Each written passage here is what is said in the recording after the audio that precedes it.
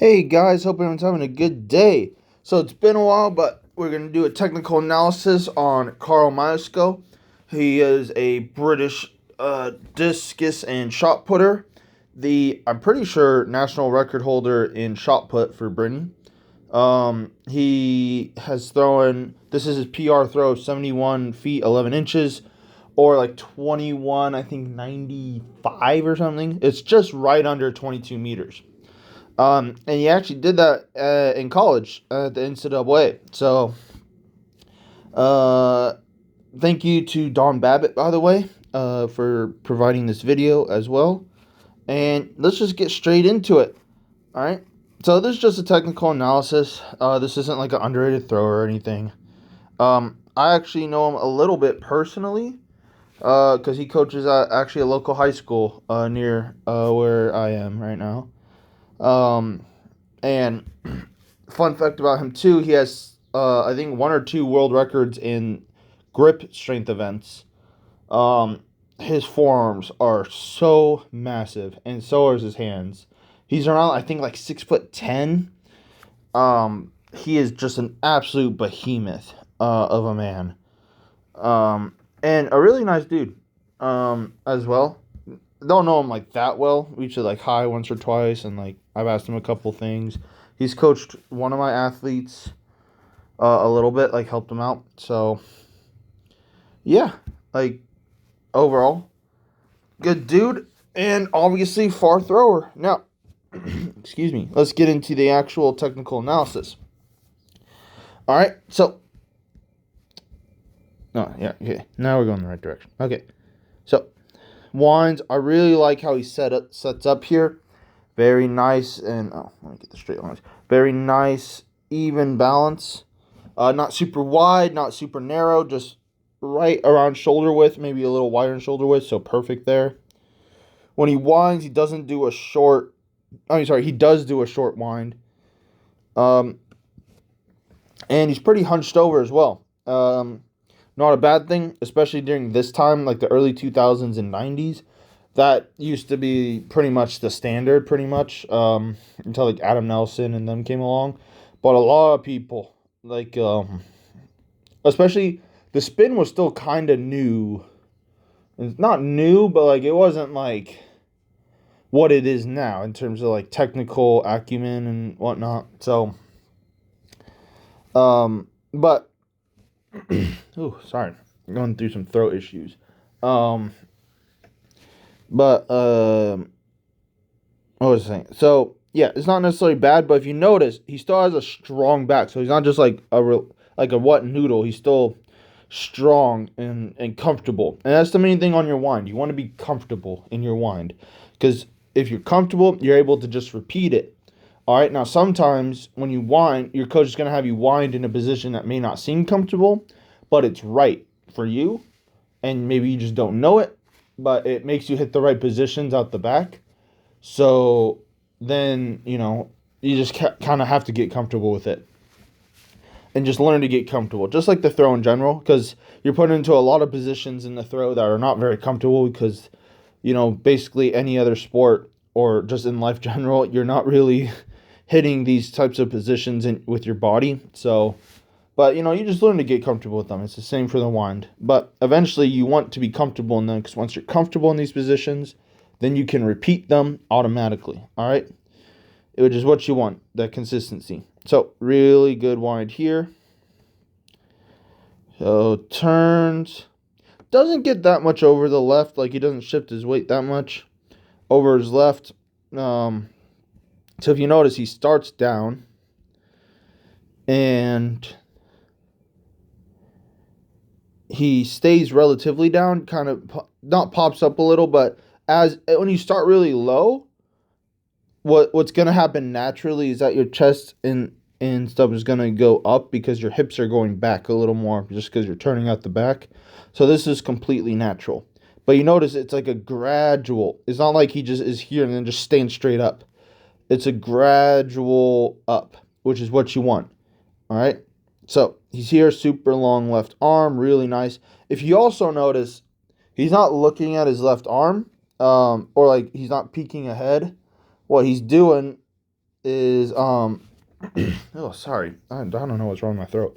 But what he's doing is he is keeping a relaxed head, pretty much. So what that means is, let me go here. He is keeping his chin in line with his sternum or the middle of his chest. And what this prevents him doing is ripping out the back of the ring and really make sure and it really makes sure that he turns all the way out the back. All right, which is what you want. You know, he's not cheating anything. He's not turning too soon. He's super connected here, so it's really, really nice. And it's a really hard thing to do. All right, so, oh, excuse me. God, what is going on? Okay, I'll try and push through. All right, really wide sweep. I love that. Now, sure, like for my athletes, I like to coach a little more of an upright chest here, so the left arm would be like out here and stuff like that. But if you notice, his shoulders are level. His left arm's just down, so that's fine. As long as the shoulders are level, that's fine. All right. But the second your left shoulder starts to dip and like face the ground, that's where things get bad. That's when you start falling into the middle and makes you break at the hip, and you just lose a lot of power and a lot of speed because you lose your posture. All right, so you just got to keep that in mind if you do this type of style as well. All right, but super wide sweep, turns all the way out the back, so love that. And really, really wide sweep, really nice there. Good high point here. Gets off the left. Yeah, he gets off the left pretty good. Maybe a hair sooner if I was being like super nitpicky, but he gets in a good position anyway. So really, really nice here. If you notice, with this left leg, he keeps it bent. All right, he never fully extends. When you fully extend it, you're just going to go straight up in the air. You won't go fully across the ring, and you won't really get power. It's hard to generate power off a locked out leg. You want to have it bent. You want to think of the sprint phase, which is, both feet off the ground at the same time. So this phase right here, you want to think about it as a jab. So the left foot, like the left side, the left knee is like a jab. It's kind of like a little short, just like a little twitch. All right, across the ring. It's not like a big long thing. It's just a really snappy movement. All right. Excuse me. But yeah, really good there. Really good. Stays over his right. No. Yeah, okay, yeah. His heel does not go down. His right heel in the middle, which allows him to kind of free spin here. So he's gonna keep turning. Now I think he pulls his left arm just a little bit too early. Just a little bit. But overall really good. Another thing I really want to point out, well, two things, is the gap in between the knees. I love that. I always say in all my videos, I don't like the squeeze the knee cue because it makes people do really weird things with their left foot, and they don't really turn their hips. They just kind of just stomp their left foot down instead of actually turning the hips. And if you notice with any good thrower, all right, they will have their knees separated in this point. All right, and I like to think of it as the left foot is acting like another sweep. So it's acting like a counterbalance to the right leg so that the right leg will stay, so you'll stay over your right leg and you'll be balanced and stacked. All right, and it allows you to rotate a lot easier. All right, so really like that. And then the other thing, I know you can't really see his foot, but the left foot never goes above the right knee. That's really good because if the left foot goes really up high, like up here, it just takes so long for it to get down. All right. Now, if you're someone like Adam Nelson or something, that's just like a freak of nature, then sure, I guess, or like a Gerd Cantor or something like that. But in general, you want the left foot to stay at the right knee or below the right knee. I prefer below. All right, but either or. especially if you're a beginner, because it just makes everything so much easier, so much faster, and overall, it just helps you improve the throw. And that's my opinion, but but really nice here. So he lands pre-turned as well, really nice there. And especially for like really, really tall people like Carl Myerscough, a pre-turn is really, really good because it allows you not to travel too far across the ring if you're going to do a sprint.